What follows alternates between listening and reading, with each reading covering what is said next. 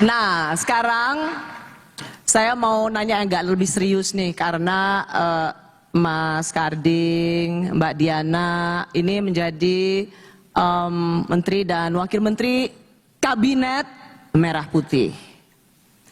Mas Karding waktu ikut dipanggil ke Kertanegara? Ikut ya. Saya dipanggil ke Kertanegara itu ketemu hanya tidak lebih dari 5 menit dengan Pak Prabowo, dan Pak Prabowo mengatakan begini, "Mas, terima kasih Anda mau bergabung membantu saya sebagai menteri saya, pembantu saya, dan Anda akan saya minta untuk fokus melindungi pekerja-pekerja migran." Itu jangan pekerjaan sampai yang memang Mas Karding harapkan, atau boleh nawar saya mau menteri KKP aja gitu, karena kan enggak. Saya sebagai warga negara, apapun yang diperintah negara saya harus jalankan. Ya iyalah jadi menteri gitu loh. Kalau Mbak Diana waktu itu, Ibu Diana ini bisa dibilang birokrat tulen ya. Lama di Kementerian Pekerjaan Umum dulu namanya, kemudian jadi Menteri Kementerian PUPR, dan kembali lagi ke pekerjaan umum gitu ya. Jadi waktu itu dirjennya Pak Basuki ya. Dirjen Cipta Karya waktu itu saya. Ini adalah dunia yang semuanya bisa dibilang laki-laki, maskulin sekali, tapi ada seorang perempuan bisa berkiprah di Kementerian Pekerjaan Umum. Saya lihat di sini juga banyak wanita, ya. Wanita semangat dong, kita bisa sama-sama perempuan. Kita haknya sama antara perempuan dan laki-laki, benar nggak? Waktu itu pegawai negeri bisa dibilang mulai dari bawah, Mbak Diana? Dari bawah, saya mulai, kalau boleh jujur, saya mulai dari kontrak. Kontrak itu belum CPNS. Saya ujian CPNS itu sampai 2 kali baru masuk. Karena gagal? Karena gagal, terus nggak bisa terima, tapi akhirnya saya dapat masuk yang ketiga kalinya. Wah, bisa naik sampai dirjen dan kemudian jadi wakil menteri pekerjaan umum. Alhamdulillah. Mbak Wamen, tapi benar nggak kalau di birokrasi itu kalau mudah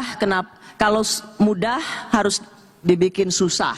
Kalau mudah, saya dapat apa? Benar nggak birokrasi gitu? Sebenarnya enggak ya. Artinya kalau saya dari sisi government ya.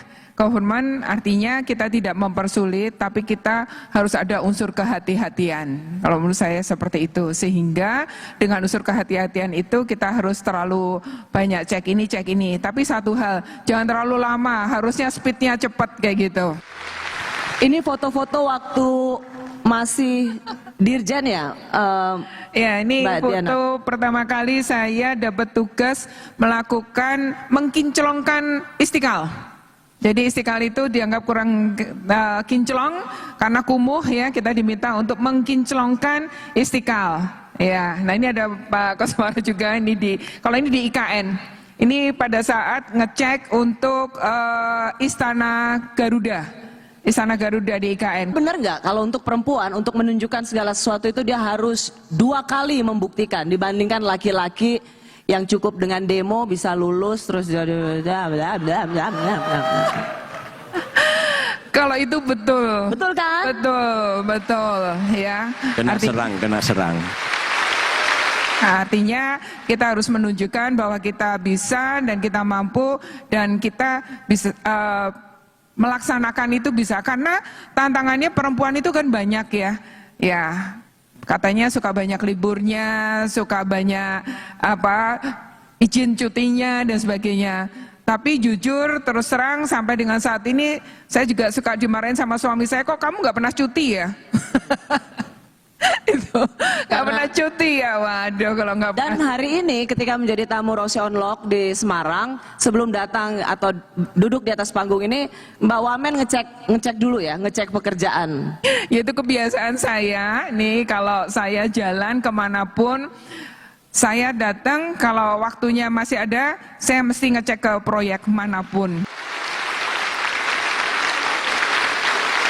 Nah, kita akan ngecek juga karena Mas Karding ini adalah Menteri untuk Perlindungan Pekerja Migran. Kita lihat banyak sekali Mas Menteri cuitan dari netizen yang merasa bahwa generasi X berdasarkan banyak survei itu 9 juta lebih menganggur.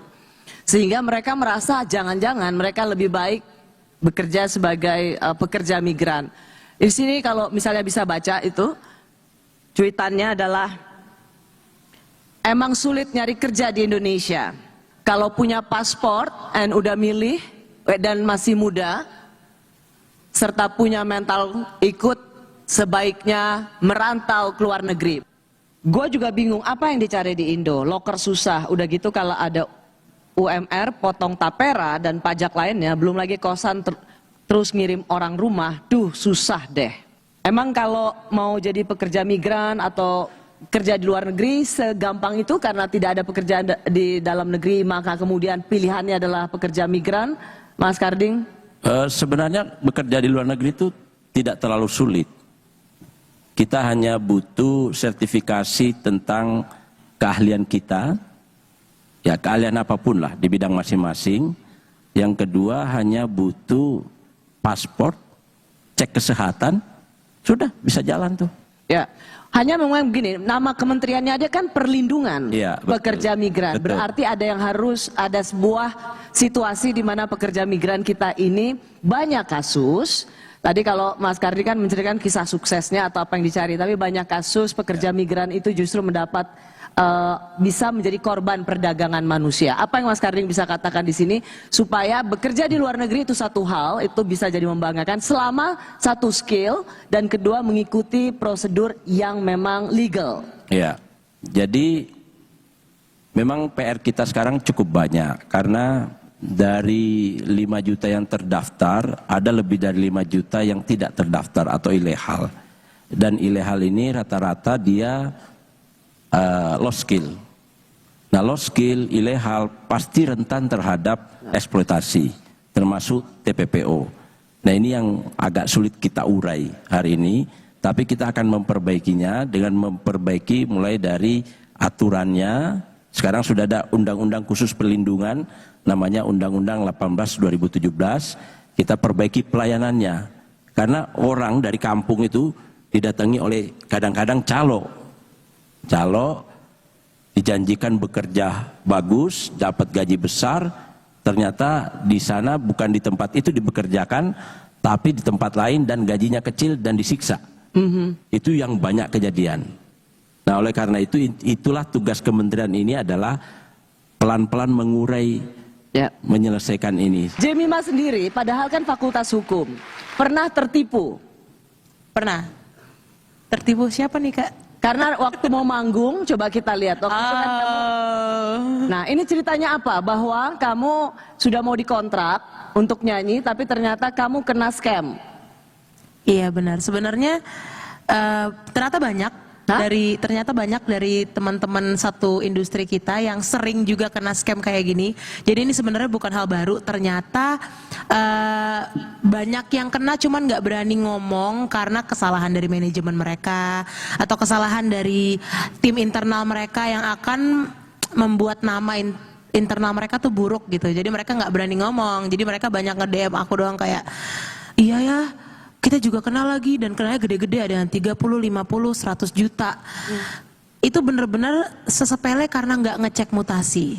Memang kesalahan internal nggak bisa dibohongin, tapi ini tuh ternyata udah sering terjadi, dan penyebabnya tuh selalu karena dari tim internal itu lagi sibuk, dipantau sosial medianya, oh si ini lagi sibuk, lagi hektik, lagi ribet nih, pasti nggak akan ngecek mutasi, langsung aja kita bilang aja kita kelebihan transfer, ntar mereka transfer kita balik gitu, karena mereka lagi sibuk, mereka nggak akan ngelihat gitu. Dan ya sialnya memang tim aku lagi sibuk banget waktu itu dan nggak ngecek mutasi, akhirnya kenalah penipuan itu gitu. Jadi dibilang bahwa udah ditransfer padahal belum ditransfer. Iya, scam lah. Oke, dan kamu udah sempet nyanyi waktu itu? Belum, jadi memang posisinya itu aku lagi di luar kota, lagi boarding pesawat, lagi mundur. Terus timnya itu kan dekat sama aku duduknya, kita sebelahan. Dia tiba-tiba ngomong, kok nggak ada ya transferannya, katanya udah ditransfer. Terus aku kayak, hah apa? Apa yang udah transfer? Aku kan nggak tahu menahu soal deal-dealan mereka gitu. Ini coba dibaca segala macam. Terus aku langsung ngebaca, aku cek mutasi, aku langsung oh ini ditipu gitu. Cuman pada saat itu bahkan dia nggak sadar, kayak seperti dihipnotis gitu, kayak diiming-imingi. Apalagi mereka tuh bilangnya mereka tuh dari kepolisian mau ngundang nyanyi. Nah biasanya mereka tuh kasih kita suatu pressure yang bikin kita tuh deg-degan, kayak cepet ya ntar saya dimarahin atasan saya kalau nggak transfer balik, ini saya kelebihan nih transfernya gitu. Yang kita juga kayak aduh kepolisian lagi gitu, ntar mereka kena apa, marah segala macam. Jadi mereka memberikan kita intimidasi tuh modelnya dari situ lah kurang lebihnya, dan banyak juga yang udah kena ternyata. Saat Undang-Undang Cipta Kerja disahkan, kita melihat gerakan mahasiswa itu dilakukan secara besar-besaran untuk menunjukkan penolakan terhadap proses legislasi yang dinilai tidak transparan dan juga tidak menaungi aspirasi publik. Untuk bagaimana memaintenance jalan tol, jembatan, dan juga waduk yang sudah ada di Indonesia ini, serta apakah membutuhkan biaya yang banyak Bu untuk maintenance itu? Apa titik balik mengapa Mbak Jemi mau memilih untuk